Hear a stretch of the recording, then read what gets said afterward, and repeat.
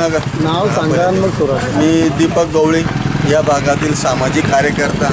तुमच्या भागातील नगरसेवक माजी सभापती सोनल शिंदे आणि इंदुताई वाघ या नगरसेवक म्हणून आता सध्या या स्थितीत आहे. परंतु या स्थितीत त्यांनी वार्डामध्ये कोणत्याच गोष्टीच्या नागरिक सुविधापासून या भागातल्या लोकांना वंचित आहे. आणि तुम्ही पाहतच असाल की या भागातील या परिसरातलं लोक सार्वजनिक शौचालय, पण शौचालयाच्या बाजूला अति घाण हे केलेलं आहे. आणि आता सध्या उन्हाळ्याचे पावसाळ्याचे दिवस आहे.